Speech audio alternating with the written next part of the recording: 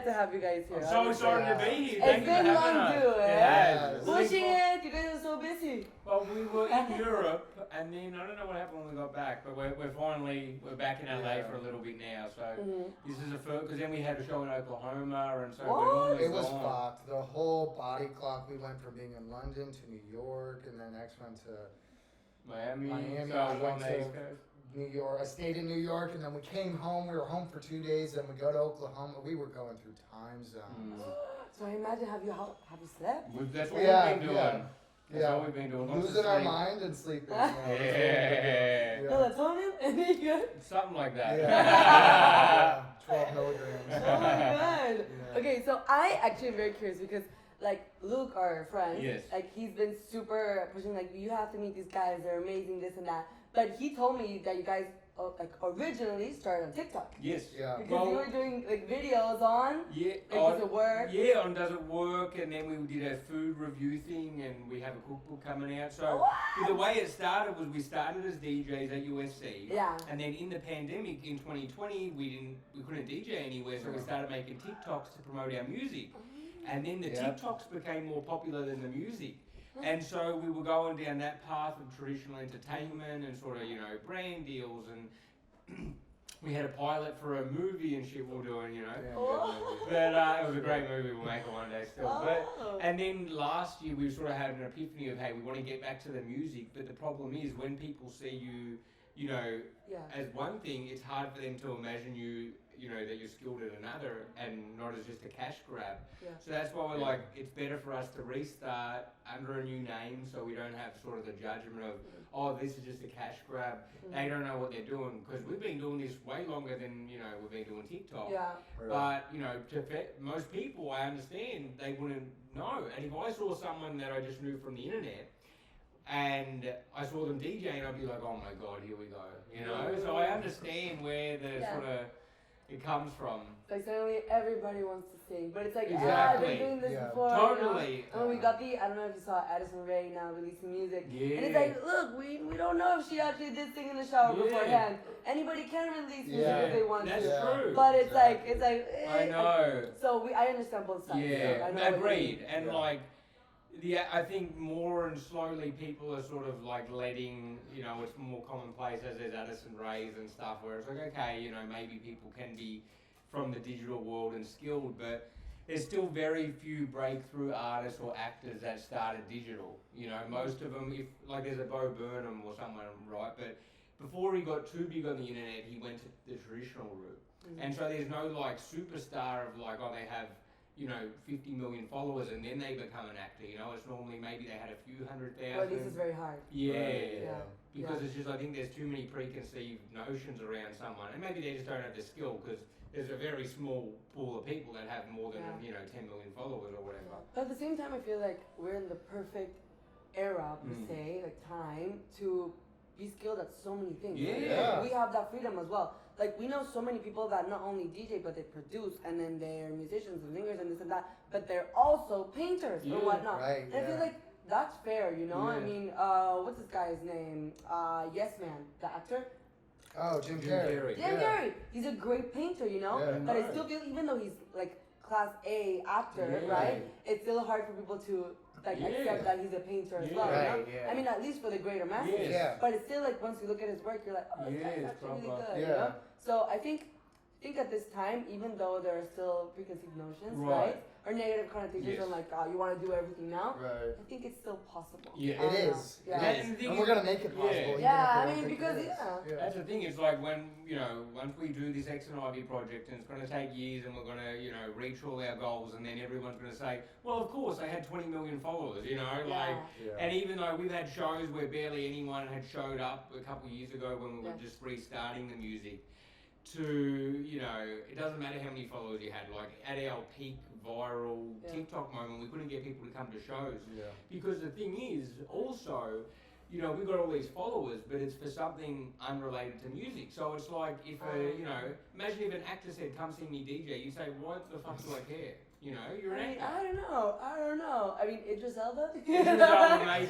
I saw Idris Elba stand in Coachella, and I was Everyone said it was fucking unreal. Yeah. insane. I saw videos. It looked fucking sick. Insane. Like, and it was hard techno, you know? So, and I feel like doing, like, techno, a lot of DJs do techno. Yeah. But doing good hard techno is, like, it's hard, you know? No, you have to study. Yeah. So, he was good. No, he's proper. That's He what really I love is. seeing is that people sort of branching out and not just being like, okay, you know, he's playing at the Yuma 10 years and actually going, you know. Yeah, definitely. I feel like, I mean, personally, I feel like I'm also kind of going through something like that. I mean, you guys are on a bigger scale, but I'm a singer, you know? Yeah. But, like, my thing on TikTok is more so to tell stories. Yeah. You know what I mean? So I'm trying to find a way to juice that and be like, that's why I sing and write. But I'm also a journalist. That's why you're here right now. So it's like, it's interesting because I feel like people do not fit necessarily in just one box. I mean, I feel like we have so many things we have to offer. You gotta get outside the box, you know? I know. No one wants to be in a box. Nobody wants to be in a box. But I mean, I kind of am jealous of people that are comfortable staying in one box. Honestly, yeah, it is. It seems relaxing. Yeah. You know? I feel like I know a lot of people also that are just like focusing on one thing. And that's their one and only thing. And like they love it and that's their whole energy, soul, passion goes into that. And I'm like, I kind of wish I had that. And I feel like it's my ADHD that also tends to feel like I have so many vocations. No, and we have that shiny object syndrome of like, oh, this looks cool and this. And we've been trying to focus more on music because, you know, like sometimes you have to devote all your attention to one thing if you want to be successful. Otherwise, you know, you sort of spread thin between everything and, you know, you can't really do anything. Yeah. But it's sort of hard for us to stick to that, especially because you know, we live off the TikTok or off the following from that. So a lot of our time has to be focused on, you know, maintaining that. It's not like we have, you know, never made millions off it. So we've made enough to live, but we've got to keep making content, you know, thinking of business strategies, you know, trying to work with brands. And so it's like we still sort of have a day job in a way, and we love the content. I don't want to make it seem like it's this huge drag, but to live we have to do that. Especially when it's like we have one business, now we're trying to grow another business, and it's just like, you know. And the cookbook then. That's the thing. We got 10 different businesses running at once, and we're like, fuck. Oh, to be we're fluid. busy. You know? Well, the cookbook one, it's been good because it's been a slow burn. We sold that about 2 years ago. And then, so what we do is, you know, with the process of selling a cookbook, if anyone's interested. So we went to our agents, we said, hey, we want to sell a book because we had seen that some influencer sold a book for $1 million. Nah. So I thought $1 million. And, you know, I had an educated guess of who I thought the influencer might be. And I'm like, we have a lot more followers than this influencer. I have a feeling we'd be able to sell the book for similar. And so we go to our agents and we're like, hey, we want to sell a book. And they're like, well, let's have a think about what you should sell. And they come back and they said cookbook. And so then they asked me and Ivy to make a proposal of this cookbook. And so we've never written a fucking book proposal. So we're writing this thing, we're sending this thing every day. They're like, okay, you got to do edits. We might have spent, if I knew even how long this proposal was going to take, I probably would have said, let's not worry about it. Right? It took a lot. It took maybe 100 hours of, you know, this just on the proposal. And so we do this proposal, and the agents were great. I got to, you know, thank them because they really helped us like edit it and fix it up. And Dan over at UTA did a phenomenal job on that. Then so it's time to shop it around. So they message all the publishers and they say, hey, these kids have 20 million followers. Here's their book proposal. Here's why we think you should buy it. They all come back with offers, and then we found a publisher that we really liked with a pretty competitive offer, and it was Abrams, and they do really like art house stuff. So it just worked out that it's a beautiful. They do like Matthew Matheson's book and Complex Con and Nike's book, and that's how we wanted it. We were like, we want it to be like a book, like even if you don't even cook, like it's just a sick book to have on like your a coffee table. Exactly. Yeah. And it so should be like our generation. Exactly. That's like, like that's what you gotta like, have. These honestly, days, if I want a recipe, I will go on TikTok, but I have my cookbook. They just look good. Toast. You know? It's like, why am I gonna read it? But I love having it. They're just beautiful to look at, and especially this one, it's so focused on the photos, which brings us to the next point. So they offer us, I can't remember the exact number, but I Yeah. think it's around $120,000. Okay. Spread out over 4 payments, right? Okay. And the final payment's a year after the book gets published. So we've only so far received about half that money. Now we had to hire a writer, which cost 30 to 40 grand. I can't remember off the top of my head. Then we had, which she, she deserved it. She worked, so hard. Like, oh my god. Like all these people are worth it, but I just didn't understand the cost. So there's like 30 to 40 grand on the writer. Then the photography was an 8-day shoot, and we had to have photographer, a stylist, stylist assistant, a chef, and a chef's assistant. I don't have the numbers on my. It was 40 or 50 grand on the photos. Yeah. So we were losing money on this book at one point. Yeah. And we're still waiting. Like anyway, there's not a lot of money in the cookbook business. And we had no idea what we were getting ourselves into. They just start telling us like numbers like, hey, it's going to cost about 30 to 40 for a writer, and then like probably 50 for the whole shoot day, and we're just like, so can't we just get some dude? Like, yo, whoa, like holy fuck, like this should be like. I thought it was gonna be like a couple grand. Yeah, I don't know. It was not a couple grand. And then so, the cook. If you're gonna make money, write a fucking self-help book. Get someone off Fiverr to write it for you, ghostwrite it. But I mean, Fiverr people right now are cooking. They're cooking, yeah, they're looking good. Yeah. And like I have a Fiverr myself, and I just do like voice notes. I'll buy one. Like, honestly, I feel like Fiverr people are just super talented, but I mean, at least you did the cooking. At least we did it, and I'm happy we did it. It's the most fun I never want to have again. The shoot was like, we had like, it was like 8-10 hour days, we get there at 7 and we're leaving at like anywhere from like 5 to 7, and we were just, it was a lot of work. We were so busy because like we're like doing a shoot, they're setting up, me and X are like working on the side table. They're like, hey, come take some photos. We take the photos, try the food, make sure everything's good, go back to work. It was a grind, but it was a lot of fun. We have some sick photos, and we were just being goofy, and it was just it was fun. It was good fun. Like you never know how this is in a way gonna impact your career. Exactly. And then on the content side, at least, a lot of our content is shifting more food and more lifestyle. So it's sort of a good, like, hey, we're legitimate, because anyone can go make cooking videos. Yeah. So it's like what makes you different. So it's nice that we have sort of like we're now in the scene. Yeah, these guys are somewhat legitimate. I mean, when you see Marshmallow right now cooking, that guy. He's looking good, I mean, he's making a lot of money. He took the mask off? No. He does it with the mask on. Do you think it's actually him doing the? I feel like they just hired someone. I actually thought about that. I was like, if it's not, who the fuck cares? Exactly. Right? Yeah. Who the fuck cares? It's just the marshmallow head, and who doesn't love just seeing him do stuff, and it actually is super high quality, So is he like talking while he's doing it, or completely? No, of course not. He's just cutting in its ASMR and then chopping and then frying, and you're like, wow, But it's just he does it so well. You know that at the end of the day, it's like you like it. So I feel like at the end of the day, if you do it well, like. That's the thing. Don't ask questions. Just like it or not. Exactly. Just throw it out there. But what is the biggest lesson that you guys learned from the cookbook? Yeah. Oh man. Get price quotes up front. Yeah. Get an accountant. Good snacks take time. Good snacks take time. That's one of the biggest. I don't know what honestly I don't think we know the lesson yet. I think once the book's out. I think the lesson is if you have the opportunity to do a cookbook, do a cookbook. Yeah, do it. But just know it's gonna be a lot of work. The books in general. Books in general, that's probably. Thing, I haven't made any others yet, but. Yeah, but like just to know, to be ready mentally. Totally. I mean, I guess it's like any sort of, and this is the first time and why I love the cookbook, because this is our first foray into like traditional thing, right? We've never shot like a TV show pilot, but we did a pilot, but like that was. We're published authors. We're published. We have files on Amazon like books. I really do think you never know where this might take you. Yeah, no, you never know. I feel like there's so many parts of our life that even though we deem small, I mean this wasn't small, right? It's a lot of time.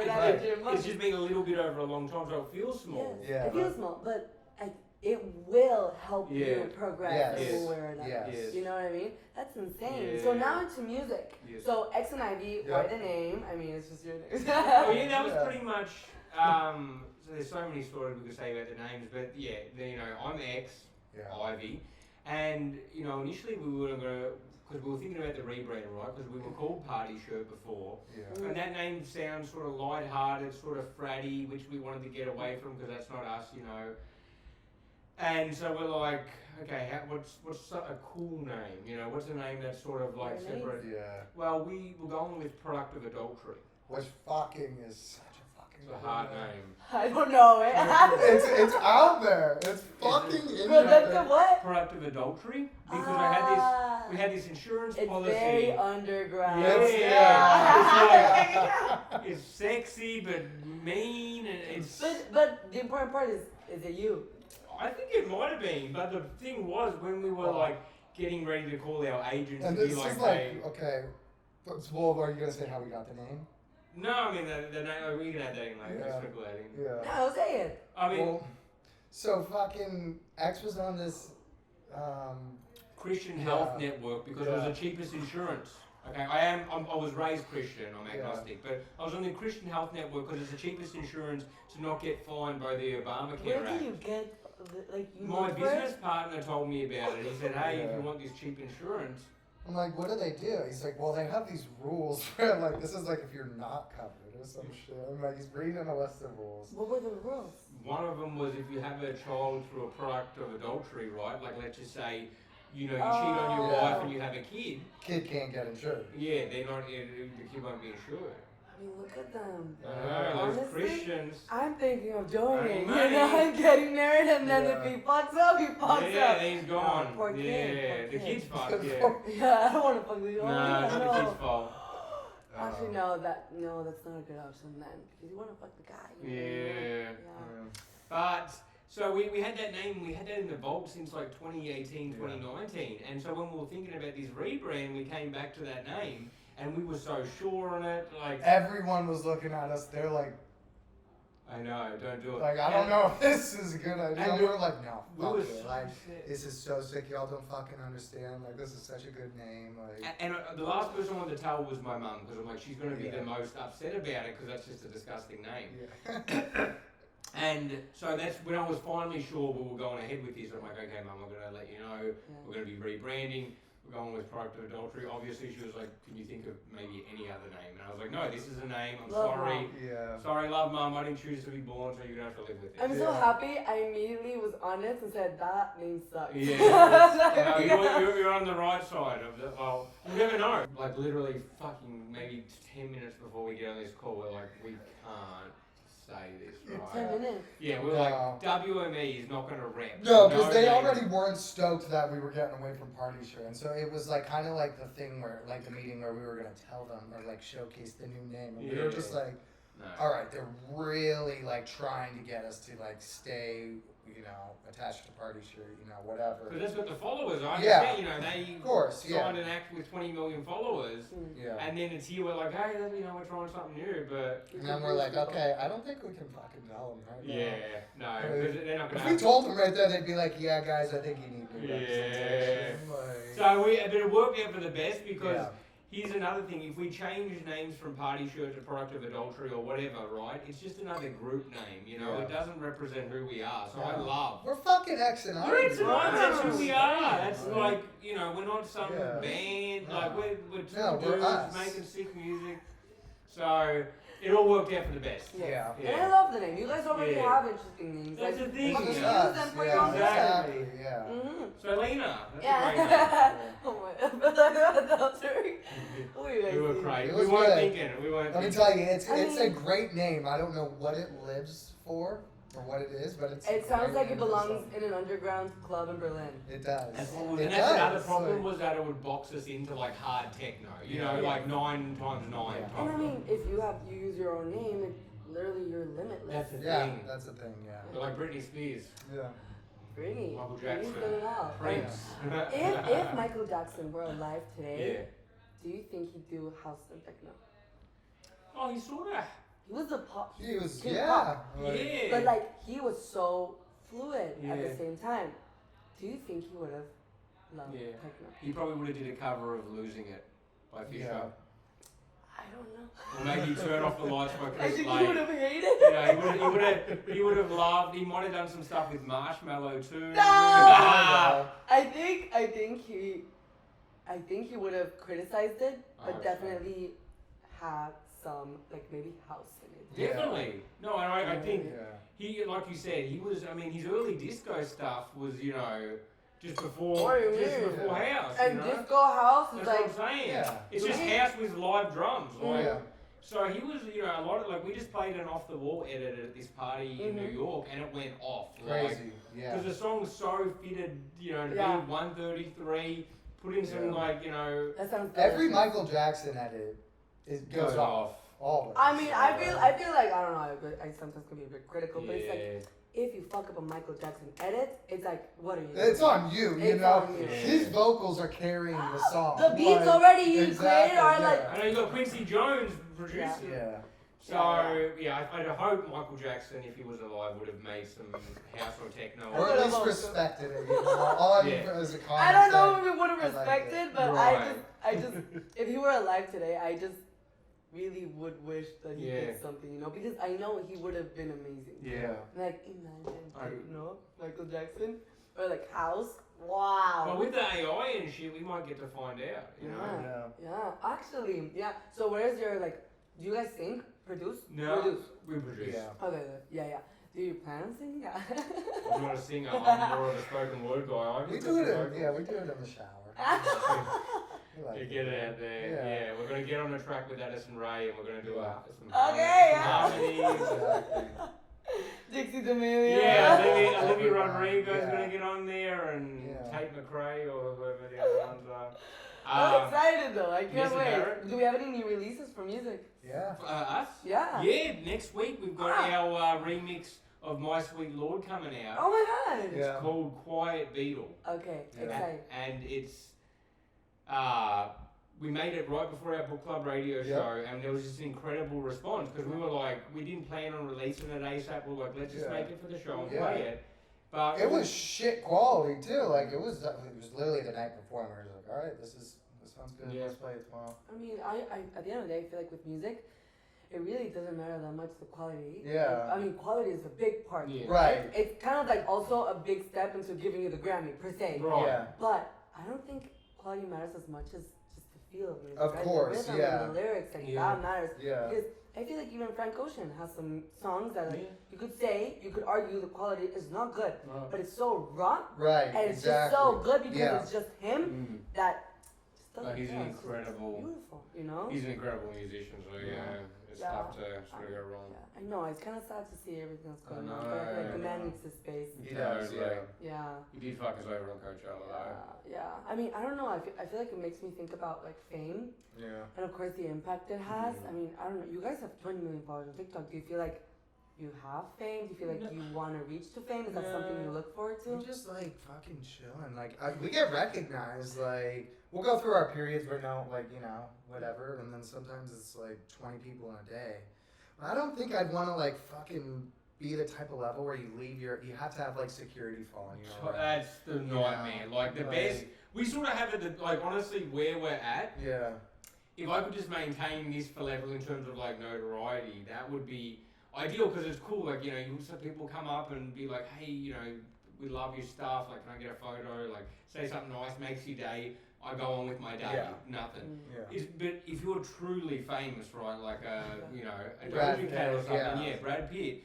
You go to the grocery store, once one person recognises you, everyone does. You get swarmed, you start a fucking scene. Yeah, it's too messy.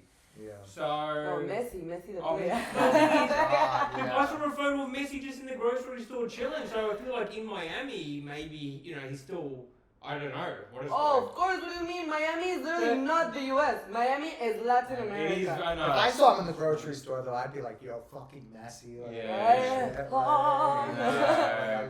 Messi, but, I don't know what I would do. I don't feel like people talk about this enough, but like that man is a god for a lot of people. Yeah. You go to Italy You go to Naples, that man, like Maradona, is like Maradona, they have like. You know what I mean? We went to Naples. Yeah. So they say like literally Maradona first, God then God after. So imagine Messi right now. Yeah. I mean, it's just like. So that Maradona shit in Naples is crazy. It's He was there for like 2 years and like. Yeah, it Wasn't is it like above the God. end of his career? Yeah, it was like bad. Nice. But he is seriously Italians. more than I see photos of Jesus or Mother Mary or anything. Yeah. You see Maradona. I didn't realize until I went. It's a different level of idolism, but at the end of the day, it's culture. It's experience. Does that attract you guys? No. The one thing about fame is a leverage in terms of like money you can make, right? If you ideally if you have the right kind of fame, you can turn that into like making money and getting a nice house and leveraging that to get meetings. Like with the music, there is no doubt that in some ways the 20 million followers has helped. We have leverage to go to whether it's managers or agents or whatever and keep them interested before the music really gets where it needs to. Right. It doesn't help as much as you'd think. That's the biggest takeaway. We thought, hey, we go to labels and they're getting on underground dance music, right? Like even just to fucking convert people to a small following, we thought it was going to be a lot easier, But But I think there's some, positives of fame. But I think once you sort of cross that sort of frontier into mega stardom. I can't imagine it being enjoyable for a very long time. Maybe for the first week. But the novelty of it at some point has to wear off and then it has to become sort of annoying. I just saw fucking Justin Bieber at the coffee shop a month ago, and the dude literally had 3 SUVs of security with him just to go get his morning coffee. I was like, dude, that seems like that fucking sucks. You wake up, he can't just wake up and go get a coffee. He's got to wake up, call the security, or if they live with him, round everyone up. Be like, hey, we're doing this. This is where we're going. That's fucking a lot. That's annoying. I just want to fucking live. I actually never thought about it like that. Yeah. I would definitely be the worst celebrity to take care of. Yeah. I would just go. Yeah, we'd be and kidnapped then forget my in the phone. back of a van going somewhere. And put a tracker on you. My family definitely attracts me though. But I let them, I have nothing to hide. If I do something sketchy, I just won't tell you. What the fuck? Let's say you 5 a.m. in some detail. Yeah. Actually, so I have 5 siblings, and we're all women, so we all have each other's Find My Friends. You know what I mean? Yeah. And just because a lot of them live in Mexico, so it's for safety as well. But it's also because they're nosy as fuck. Yeah. You know what I mean? So I just like having them there, but I honestly never check it unless I have to. Are you on your way? And I check they're still in the house. Have they ever called you out on something? What were you doing at Hong Kong? What do you mean? I'm from Tijuana. What do you Honestly, never been. Always been curious, but never been. I've heard stories. Did you know I was from Tijuana? No. I thought you were from Mexico City. No. You're a Hong Kong local, don't lie. No, I've never been. I swear to God, I've never been. I have a good reason. My reason is that I will never go into that place. Not because it's oh my God, it's a slut house. No, let the women do what they have to do. It's just, I don't want to go in and see an uncle. I don't want to go in, see an uncle, or someone that I know, like a friend, and it's happened where people take pictures outside, rappers or whatever, at the famous thing, and there's a friend in the back of the picture. The picture goes viral, not with everyone, not in the world, but with the society. So everybody sees him. Imagine their family. If I ever go, I would make sure the place is shut down and just me and friends. So how is it? Is it a lot of people from Mexico go regularly, or is it it's just touristy shit? Of course not. It's touristy. It's so touristy. That's why whenever men specifically, they tell me I've been to Tijuana. What did you do? I was wow, tell me all about it. And they're like, I remember we went to the water park. What fucking water park there's actually? We got some tacos. So I'm from Tijuana. It was interesting childhood, but definitely that aspect. When I was in high school, all of our guy friends would suddenly be because it's a small town, so there's not much to do. Right. Go to San Diego. I mean, when I was growing up, I think we were 1 million, but Tijuana's huge, geographically. Right now we're like 2 million. But because of the migrants that come in, right? From where? El Salvador? All over the world. But definitely like more so Latin America. Because they're trying to go to the US, right? So it's a very chaotic city because there's a lot of people that come through the city but don't really care about the city because they're trying to go to the US. Right? So I remember so many times when I was in high school, I was like with guy friends, and then suddenly they're all like, we gotta go home. It's 10 p.m. Like, nobody goes out to bars until like 11:30, you know what I mean? We pregame at 10. Like, you're going home, you're really going home, huh? And all these like 4 guys, they would just stand up and be like, yeah, our parents are calling us. And we'll be like, all the girls, we're not stupid. We're prudes, but not stupid, you know? So we're all like, go home. And we just look at each other like, these sluts, you know? Like, they would go to the... They're going to Hong Kong. And how old are they? 17, 16. That's bad, Yeah. Damn. I mean, but it's Mexico, you know? I mean, and I know you can't take your, like, you can take your phone, you just can't record. And honestly, women go too, you know? It's fun. But, and some of my friends have been, but they just tell you, like, I would go again just with women, you know? And, like, in a weekday, you know? Just if you want to have fun, like have fun with the women, but not with the guy friends, because suddenly the men go in and their faces change. Like, bubbling from the mouth. No, you're like, oh my, I never want to see those eyes again, you know? Like, we're childhood best friends, like you, bro. No, I know. That's a different side, right? You don't need to. Yeah. I mean, have you ever been to? You ever been to Hong Kong? No. When I first came to LA, before I even went to USC, I had this Uber driver once, and he starts telling me about Hong Kong. And he didn't say the name Hong Kong, but now it must have been that place. He's like, I had 5. You know, his buddy might have been an owner, or maybe it was his buddy brought him a present because he was going to see his cousin who got deported from America. So he went back to see his cousin, and they ended up, you know, at Hong Kong, and he's like, they just had poles of blow and like Viagra, and he's doing them all, and he gets 5 girls. And he had like a VHS camera. And when he told you this story, did he say it was recent too? No, he was like recanting. This was like back. This was a fond memory. Oh shit! This was like fond memory. He went into like a trance. What a time to be alive! And even this is how it started. He's like, oh, I love Australians because he's a limo driver too. And he's like, I'm always, you know, I'm a limo driver for Australians all the time. And the first thing they ask for is blow. And I'm like, okay. And you know, thanks for that. And then he starts going in, and he's like, by the way, another time I did, you know, about blow was his story when I'm in, you know, Hong Kong, you know, Tijuana, and he's talking about, he's there for some reason, and he's got all these girls, and he's got a pole of blow. I haven't said a word at this point. I'm just like, okay. And he said he starts filming with like a VHS, and then he's like, I'm gonna find this video. He's like making notes for himself of like, because he's married now, his kids, and he just like.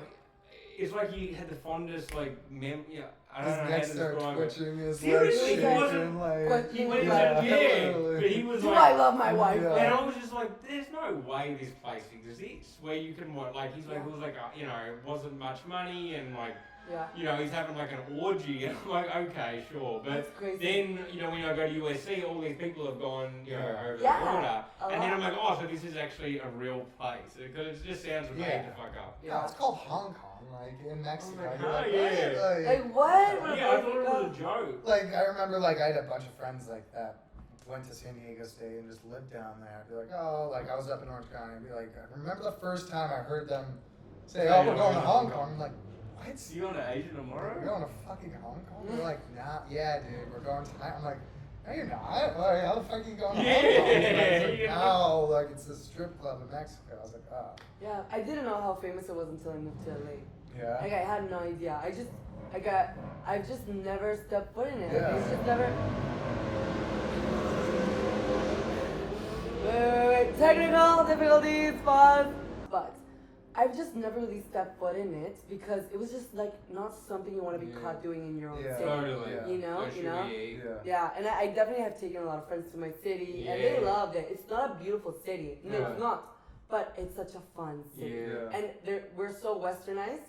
So you just meet people that are very open. Yeah. And like we all speak English, you know, we accept dollars. Yeah. Like it's just very different from Mexico, and it's also a very young city relatively. Yeah. So we're like 100 and something years old. So I mean, we don't necessarily have like a cultural heart, you know. Yeah.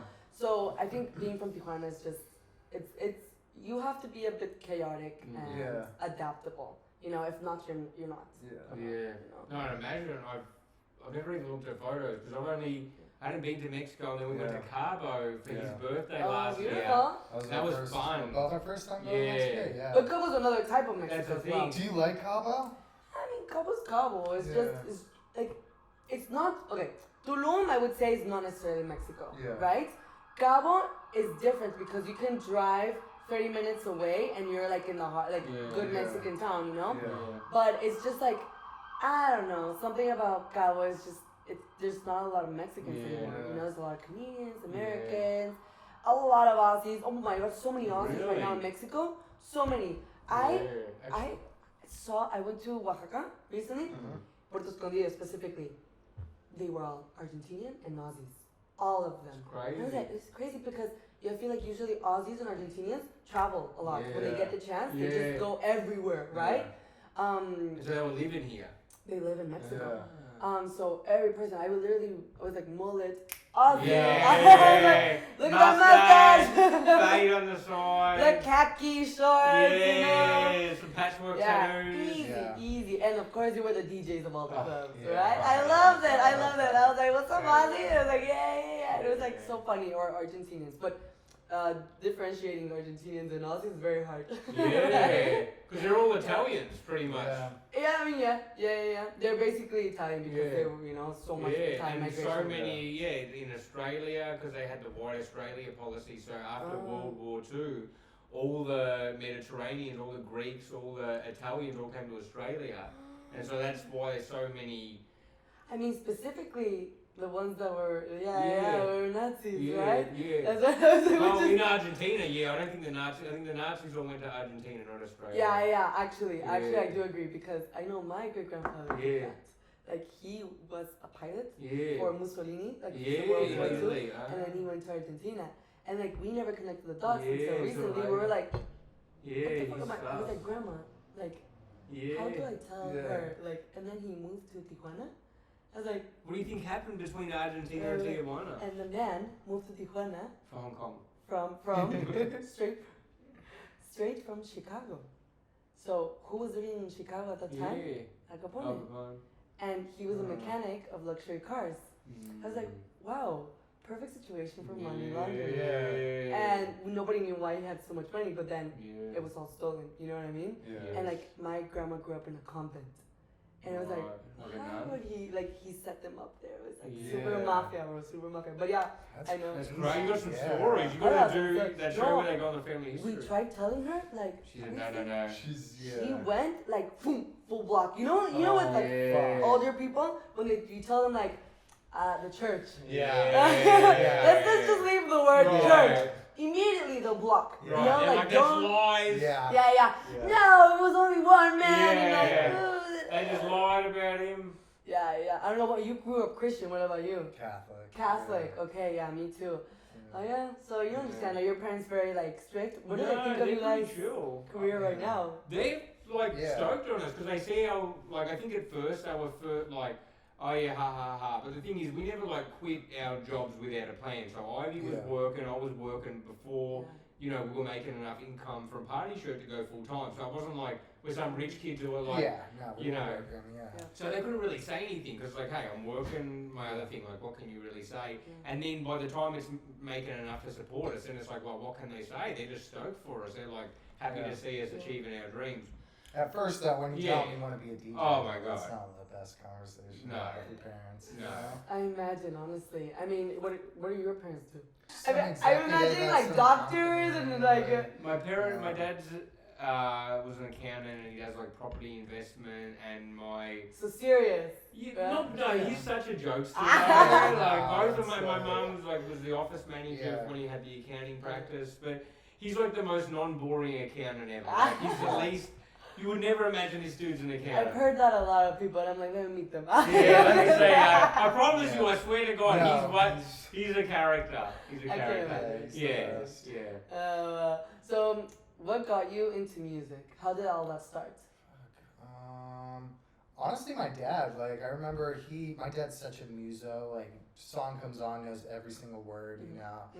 And I just remember, like, the time I fell in love with music was we were driving to LA for something, I forget. And he played the Beatles' White Album, and we listened to the whole album. And that was like, I was like, wow, like, I was probably like 7 years old, you know? And I was like, okay, like, this is fucking cool. Like, this is good music, you know? I honestly couldn't even tell you, like, music I had listened to before that. Yeah. Interesting. I don't know. That was like the first time I had heard something and been like, oh, I actually you were like, really like this. whoa, I'm a person. Yeah, exactly. Just came into reality. Yeah. That's how good the White Album is. Exactly. Do you have any other memory before that? Not specifically related to music, but like that you were realized like you're conscious. Oh yeah, I remember like things like when I was 2 years old. Oh really? Yeah. Nah, like no fucking way. I remember moving to California. I'm like bullshit. I'll literally so I remember the day we walked into my new house when we moved to California because I was born in Las Vegas. We drove to California. I remember I drove with my mom in her little white sedan, and we picked up Jack in the Box, and I had this little spider toy from some movie that came out. And then the realtor showed us the house. And I believe him. I believe you. Yeah. If you remember the toy? Yeah. Because you can have false memories, but if you've got like items what like time that. was it? No, it was good. 212. I have a crazy memory. Like I remember Really? a lot of shit. I just sad that I don't remember anything. Yeah. I forget my own name, honestly. Yeah. And that happens. What about you? What was your like My first first memory of like being a conscious human being and the music one? Yeah, like, what really the first memory I have is trying to think of my first memory. That sounds ridiculous, but like I remember when I was like 6, I was like, what was my first thought ever? And that's because I must have at the time had remembered something more, but now I've just forgotten. So my first thought is me thinking about my first thought, which and tripped me out right there. But He was like, I need to get I was like, let me take a walk. But the shrooms. But the first music musical, like my parents would always, when we would go to Melbourne, because I grew up in rural Australia, we didn't have a lot of good radio stations. But when we would go to Melbourne, as soon as we'd enter the city, my dad would put on Gold 104.3, and it had all the oldies, all the hits from the 70s, the 80s, you know, like ELO and Gloria Gaynor and all these, you know, my mum's favourite bands, ABBA, and my dad loved, you know, Leo Sayer and sort of that, like, you know, disco renaissance type of shit. And they were never like house heads or anything like that, but like, so I didn't have anyone in my family that was super musical, and apart from like just appreciating music, you know, on the radio. And then when I got to USC, I was like, well, it looks pretty cool to be a DJ. You know, I wasn't really much of a DJ thought than that. That guy's cool. Yeah, I was like, it's going to be pretty hard to learn how to play the guitar, so let me learn how to DJ. Yeah. You know, that's going to get, you know, the girls. And so I was like, but I don't know how to DJ. My roommate was like, oh, you should meet Ivy. He's my childhood best friend, and he's in music production school. And so we met up, and Ivy taught me how to DJ, taught me how to produce, and we've been doing it since. This was 2016. But as I learned, I fell more and more in love with it. And it's just been so many iterations, because we were into like Dirty Bird type of tech house, more frat bro-y type of, you know, mainstream, you know. The UK and Europe scene just hadn't hit America in any way, shape, or form, you know? And then just as time's gone on, we've, you know, found DJs and new sounds, and we spent some time out in London that really sort of educated us on a lot of, you know, we went to Italy and spent some time there working on music. So every time I like rediscover music, I fall more and more like in love. That just sounds so corny. I don't even want to say it, but it's just like, as I just, you know, discover new sounds and shit. I'm like, okay, this is my, you know, passion. Like we're very obsessive too. So it's like when we find good new music, we just fucking rinse it so hard. I think to be a good DJ, you have to sort of be a journalist. You know, you 100%. have to be a good researcher. You know, because I mean, at the end of the day, like if you have a, what do you call it, like a file or whatever, a portfolio full of music that you've already heard, or specifically techno house songs that you've already heard so many times, it's like, show me something new. Exactly. Show me the SoundCloud, like little plays that nobody knows, you know, mixes. Show me the I don't know, you know Peter Collins? Yeah. You know Peter Collins? Okay. So if you know Peter Collins, like this guy that just like sings on his guitar. Do you know who Shiloh Dynasty is? I've heard of them. Shiloh Dynasty is really good. It's just like these underground, like they were viners, I think, you know, that have great voices and they do some great melodies and people just make them into mixes and SoundCloud. I feel like you have to be able to study, put the time in to find good music, you do. right? Because being a DJ, I used to think it was about the technical skills of, you know, being able to mix and quick like a James Hype, you know, where he's doing all these tricks. But my favourite DJs, I wouldn't even consider any of them that good of technically mixing. They're just really great selectors. Yeah. Because if you can select a great set and know what songs to play at what time, that's way more important than having some sick transition or having... So I'm less and less self-conscious about, like, oh, if, you know, you accidentally mess up a song, you know, mixing in. You fix it. It's way more about, okay, am I playing the right song rather than am I bringing it in the right way? Exactly. Like the James Hype way, where it's like all that technical and it's shit. impressive. It's so impressive, but if you fuck up, you're fucking up the whole thing, you know? And it's then, like, you just like the lounge, you like, you use the mixer, bring it in, cut the lows. This is not fun to me, it's just like... Yeah, that's not what, to me, DJing's about. DJing, to me, is about showing cool music to, you know, people. To get the flow going. It's not about, it's like, if I've got to do, you know, filter this and cut this while bringing that, it's just like, what the fuck, you know, like, I'm not here being a stunt man, you know, like, so, I used to think it was, you got to be, you know, it's like, and that's another thing, it's like the best piano players and the best guitar players and stuff like that normally aren't famous artists. They're normally performing for Beyonce or performing in a band for some, you know, big artist. And I wondered why that was, because in my head I'm like, oh, you know, music, you know, meritocracy, right? Like if you know, everything's going to be based off skill and the, you know, number one singer, you know, Selena Gomez must have the best voice, right? And then, you know, as you get more and more, like, you just learn about the world and you get older, you realise that, like, the best singers don't necessarily have the best voice and the best guitar players might not have the best technical skills. They just know what melodies to play and they know how to get people interested. They're creative and they create a brand and they, you know, they say something they want to say and people gravitate towards that and it's not about their technical capabilities. So that's sort of comforting to know, is that, like, you know, technicals will only get you so far.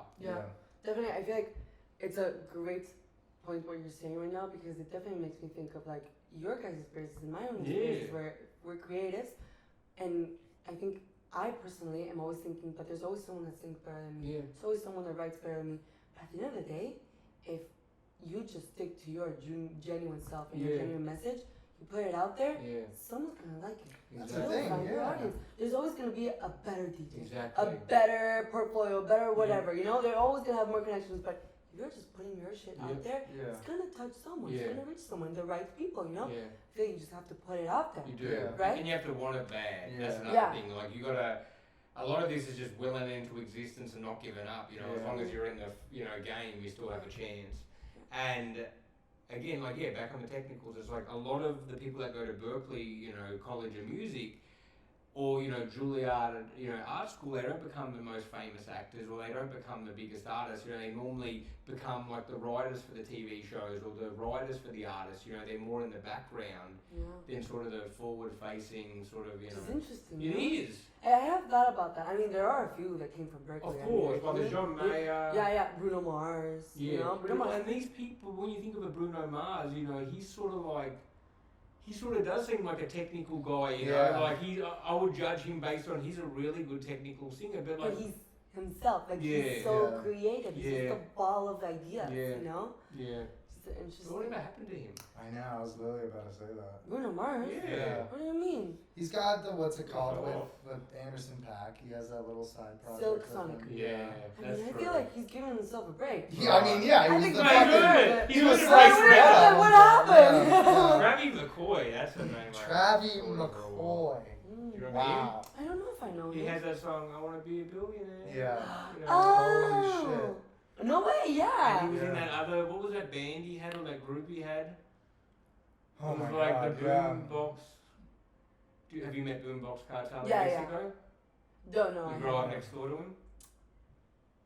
What are you talking I was about? making a joke. I said you grew up next. That's the only person in dance I know from Mexico is Boombox Cartel. But I mean, Mexico's huge. I know, it's a joke. I was like, what do you mean, dude? Yeah. It's like when people say, "Oh, you're Australian, you must know." Yeah. Honestly, I do that to everyone. Yeah.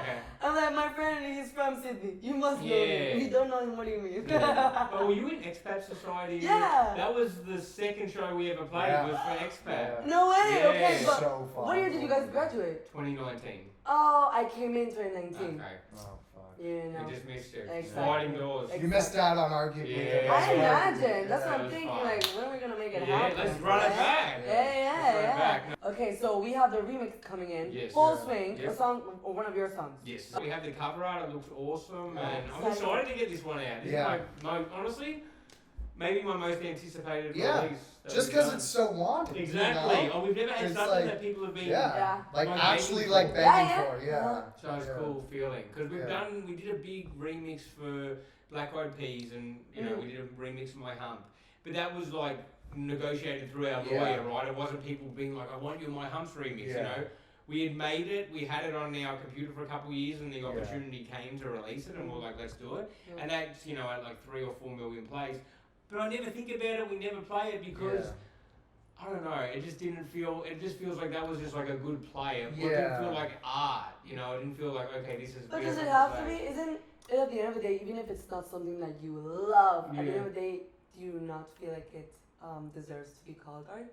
I mean, Even if it's just a feel good It's song. definitely Yeah. art. It's just not us. Yeah, exactly. Okay, And like that's through fair. our career, like Yeah. everything you find cringe, you can't disregard because I hope that we're all looking back in 10 years and we're like, oh my god, I can't believe we said that or did this or put out that. I hope we grow as people and artists and we look back at our former selves and cringe. That's the goal. I mean, I feel like I have so many experiences from that as well. It's like I've done so many things that I think like, oh, that's not me, that's not me. But at the end of the day, it is a part of me. Yeah. And at It's the time a it small was part of you. me because we are all a bit cringe. Yeah. You know? Oh, we 100%. Yeah. You gotta be. We Yeah, all you have like to be.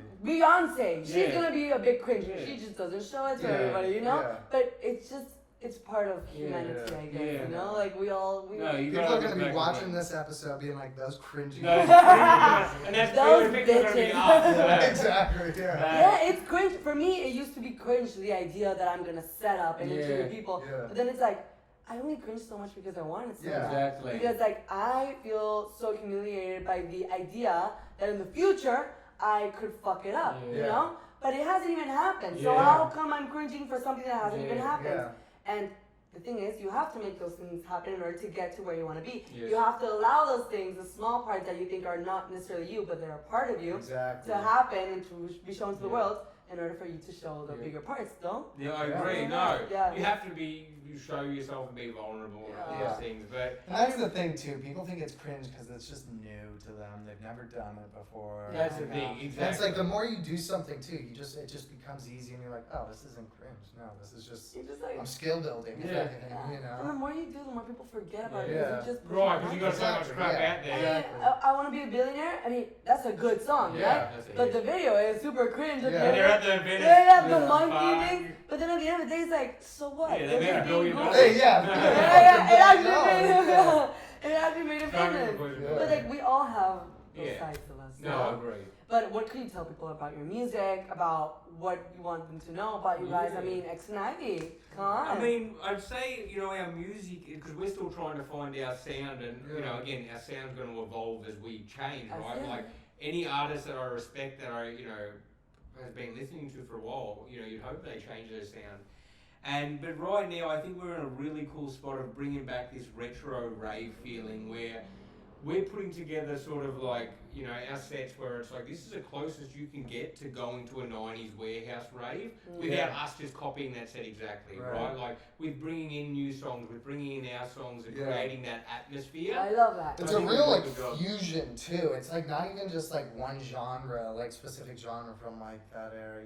It's like it's just a very palatable sound. Garage, electronica, I love it. hardcore, Yeah. Do you like feel like happy house. it's a good reflection of who you are as people? Yeah. Yeah, I do. And You just like a bit of everything? Yeah, Yeah. we love to, and we love to curate. That's Yeah. our thing. So that's why I really find comfort in the selector thing because yeah, just sort of like when I think of like the DJs I love and sort of look up to, it's like I think of them as selectors and I think they have great taste and they're showing me cool music. You know, they're doing the crate digging, like you said, being a journalist and, you know, going out and finding stuff because that's sort of the interesting part and like is when you know, find a new song or you can show like something that you like that you might have, you know, might only have 2,000 plays and it might be 30 years old and you're like, oh, I can't wait to show people this. Yeah.